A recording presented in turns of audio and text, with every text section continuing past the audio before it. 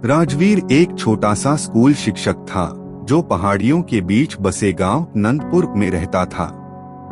उसकी जिंदगी शांत और साधारण थी, लेकिन एक दिन उसकी रोजमर्रा की जिंदगी में एक ऐसा मोड़ आया जिसने सब कुछ बदल दिया। उस शाम जब वह अपने घर लौट रहा था तो उसे अपने दरवाजे के नीचे एक लिफाफा मिला। लिफाफा साधारण था, लेकिन उस पर न तो कोई नाम लिखा था न ही कोई पता। उत्सुकता से उसने लिफाफा खोला। अंदर सिर्फ एक सफेद कागज था जिस पर लिखा था, अगर तुम सच्चाई जानना चाहते हो तो पहाड़ी के पीछे वाली गुफा में जाओ, लेकिन अकेले आना। राजवीर चौंक गया। वह किसी को नुकसान नहीं पहुंचाता था, तो आखिर उसे यह पत्र क्यों मिला? क्या यह किसी की शरारत थी या इसके पीछे कोई गहरा रहस्य छिपा था? अध्याय 2 पहाड़ी की गुफा। पूरे दिन राजवीर के मन में वह पत्र घूमता रहा। आखिरकार उसकी जिज्ञासा इतनी बढ़ गई कि उसने तय किया कि वह गुफा जाएगा। अगली रात जब पूरा गांव सो चुका था, वह एक लालटेन लेकर पहाड़ी की ओर चल पड़ा। वहां की ठंडी हवा और सन्नाटा उसकी बेचैनी बढ़ा रहे थे। गुफा के पास पहुंचकर उसने देखा कि अंदर से हल्की रोशनी आ रही थी। राजवीर ने हिम्मत जुटाई और धीरे धीरे अंदर चला गया। गुफा के अंदर एक बूढ़ा आदमी बैठा था जो उसे देखते ही मुस्कुराया। बूढ़े ने कहा, तुम सही समय पर आए हो। मैं तुम्हें कुछ दिखाना चाहता हूँ जो तुम्हारे जीवन को बदल देगा। राजवीर को विश्वास नहीं हो रहा था। उसने बूढ़े से पूछा, आप कौन हैं और मुझे यहाँ क्यों बुलाया? बूढ़े ने धीरे से कहा, सब्र रखो, तुम्हें सब कुछ पता चलेगा, लेकिन पहले मेरे साथ चलो। बूढ़ा आदमी उसे गुफा के और अंदर ले गया। वहाँ एक पुरानी तिजोरी रखी हुई थी। बूढ़े ने उसे खोला। तिजोरी के अंदर कुछ कागजात थे जिनमें राजवीर के माता पिता की तस्वीरें थीं। राजवीर हक्का बक्का रह गया। उसने कहा, यह तस्वीरें मेरे पास भी नहीं हैं। ये आपके पास कैसे आईं? बूढ़े ने कहा, तुम्हारे माता पिता की मौत एक हादसा नहीं थी, बल्कि एक साजिश थी। राजवीर के माता पिता की मौत 20 साल पहले एक रहस्यमय आग में हुई थी। राजवीर को हमेशा बताया गया था कि यह सिर्फ एक हादसा था, लेकिन बूढ़े ने कहा, तुम्हारे माता पिता को उस हादसे में मारने की योजना बनाई गई थी। वे सच्चाई के करीब पहुंच गए थे, और वह सच्चाई वही है जिसे छुपाने के लिए तुम्हें खतरा है। राजवीर के दिमाग में सवालों का तूफान था। उसने पूछा, आखिर मेरे माता पिता क्या जान गए थे? बूढ़े ने कहा, वे गांव के सरपंच और कुछ बाहरी लोगों की मिलीभगत का पर्दाफाश करने वाले थे। वे एक काले कारोबार में शामिल थे जिसमें गांव के भोले भाले लोगों को फंसाया जाता था। तुम्हारे माता पिता ने उनके खिलाफ सबूत जुटाए थे, लेकिन इससे पहले कि वे सच्चाई को सामने ला पाते, उन्हें रास्ते से हटा। राजवीर को अब यह समझ आ चुका था कि उसके माता पिता को न्याय दिलाने का समय आ गया है। लेकिन बूढ़े ने उसे चेतावनी दी, यह रास्ता खतरों से भरा होगा। अगर तुम सच्चाई उजागर करोगे तो वे तुम्हें भी मारने की कोशिश करेंगे।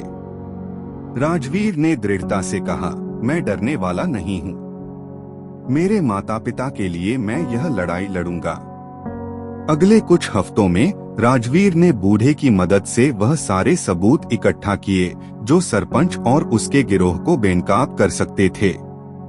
उसने गांव वालों को इकट्ठा किया और सबूतों के साथ सबके सामने सरपंच की सच्चाई उजागर की।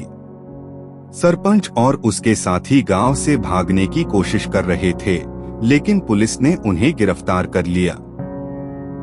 राजवीर ने अपने माता पिता की सच्चाई को सामने लाकर उनका सम्मान वापस दिलाया।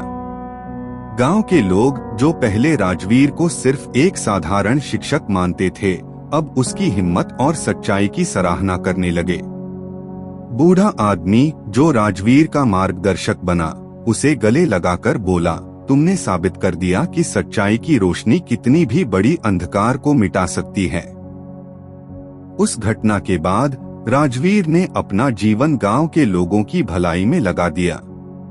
उसने अपने माता पिता के सपनों को पूरा किया और गांव को एक बेहतर स्थान बना दिया। लेकिन आज भी जब वह रात में अकेला बैठता है तो उसे लगता है कि उस बूढ़े आदमी के बारे में कुछ ऐसा था जो उसने अब तक पूरी तरह नहीं समझा। क्या वह बूढ़ा सच में इंसान था या कोई दिव्य शक्ति? यह रहस्य हमेशा राजवीर के दिल में बना रहा। ठीक है, मैं आपके लिए एक लंबी और विस्तृत कहानी तैयार करता हूँ, जिसमें गहरा रहस्य, प्रेरणा और मानवीय मूल्य होंगे। यह कहानी अध्यायों में विभाजित होगी ताकि हर अध्याय में उत्सुकता बनी रहे। खोया हुआ गांव।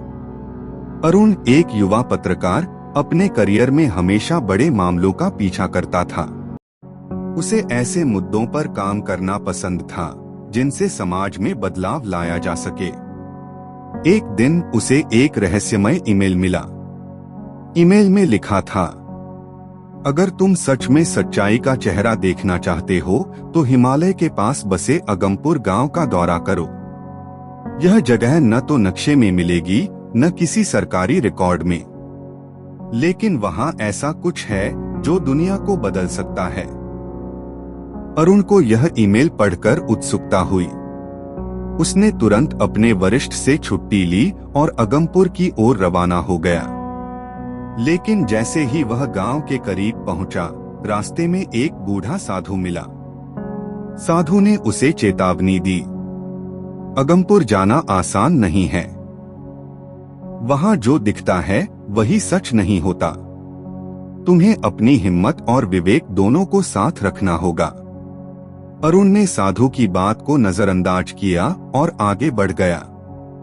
जब वह अगमपुर पहुंचा तो गांव बेहद शांत और साधारण लगा। लेकिन जल्द ही उसने महसूस किया कि यहाँ के लोग किसी बड़े डर में जी रहे थे। गांव के मुखिया एक रहस्यमय व्यक्ति थे जिनका नाम भैरव था। भैरव ने अरुण का स्वागत किया और उसे गांव के बारे में बताया।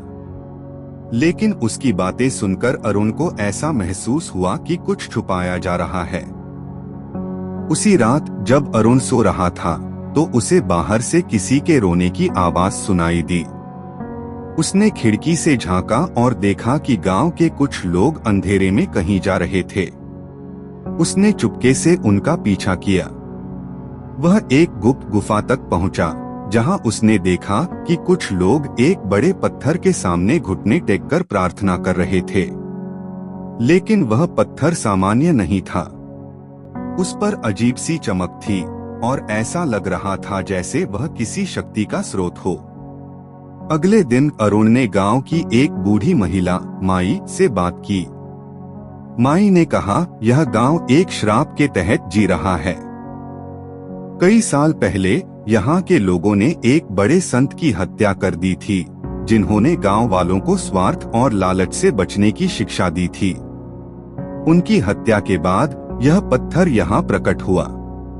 यह पत्थर गांव वालों के लिए शक्ति और श्राप दोनों है। अरुण ने पूछा, यह पत्थर क्या है और यह लोगों को कैसे प्रभावित करता है? माई ने उत्तर दिया, यह पत्थर इंसान की सबसे छिपी हुई भावनाओं को सामने लाता है। जो इसके करीब जाता है वह अपने लालच और बुरी इच्छाओं में खो जाता है। अरुण ने ठान लिया कि वह इस पत्थर के रहस्य को उजागर करेगा। लेकिन जैसे ही उसने गुफा में कदम रखा, उसे अपनी यह केवल उन लोगों के लिए है जो अपने जीवन के गहरे अंधकार से बाहर निकलना चाहते हैं। लेकिन हर किसी में यह साहस नहीं होता। विवेक ने आखिरकार हिम्मत जुटाई और दर्पण के सामने खड़ा हो गया। जैसे ही उसने उसमें झांका, उसे अपने अतीत के कुछ ऐसे दृश्य दिखने लगे जिन्हें वह भूलना चाहता था। उसने देखा कि किस तरह उसने अपने जीवन में दूसरों को चोट पहुंचाई थी। उसने अपने परिवार को अनदेखा किया, अपने दोस्तों को धोखा दिया और अपने सपनों को पीछे छोड़ दिया। दर्पण ने उससे एक सवाल पूछा, क्या तुम इन सच्चाइयों को स्वीकार करने के लिए तैयार हो? विवेक ने साहस के साथ उत्तर दिया, हाँ, मैं इन्हें स्वीकार करता हूँ और मैं इन्हें सुधारने की कोशिश करूंगा। दर्पणपुर के लोग यह देखकर हैरान थे कि विवेक ने दर्पण का सामना किया और वह सुरक्षित लौट आया। लेकिन जैसे ही वह गांव में वापस आया, उसे एक और अजीब घटना का सामना करना पड़ा। शहर में अचानक अंधेरा छा गया और लोग चीखने लगे। एक रहस्यमयी आकृति ने शहर पर हमला कर दिया। आचार्य शेखर ने बताया, यह अंधकार का देवता है। यह दर्पण की शक्ति को नष्ट करना चाहता है ताकि लोग अपनी सच्चाई का सामना न कर सकें। विवेक ने तय किया कि वह दर्पण की रक्षा करेगा, लेकिन इसके लिए उसे अंधकार के देवता का सामना करना पड़ा। उसे समझ में आया कि यह देवता केवल डर और भ्रम से शक्तिशाली था। विवेक ने अपनी कमजोरियों को स्वीकार किया और अपनी आत्मा की शक्ति को पहचाना। उसने महसूस किया कि जब तक लोग अपनी सच्चाई का सामना करते रहेंगे, तब तक अंधकार उन पर हावी नहीं हो सकता। विवेक ने अपने साहस और सच्चाई की मदद से अंधकार के देवता को हराया। दर्पणपुर फिर से उजाले से भर गया और लोग अपनी जिंदगी में सच्चाई को अपनाने लगे। शहर के लोग विवेक को अपना नायक मानने लगे।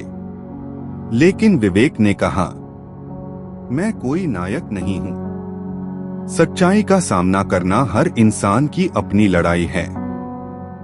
मैं सिर्फ एक जरिया हूँ। विवेक ने दर्पणपुर को छोड़ दिया और अपने जीवन में लौट आया।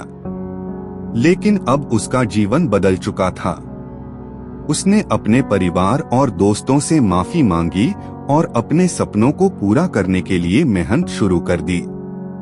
वह जानता था कि सच्चाई का सामना करना कठिन है, लेकिन यह सबसे बड़ा साहस है। दोस्तों, उम्मीद करता हूँ आपको यह कहानी पसंद आई होगी। वीडियो को लाइक और चैनल को सब्सक्राइब जरूर कर लेना। मिलते हैं एक और ऐसी ही नई कहानी के साथ। तब तक के लिए अपना ख्याल रखें। धन्यवाद।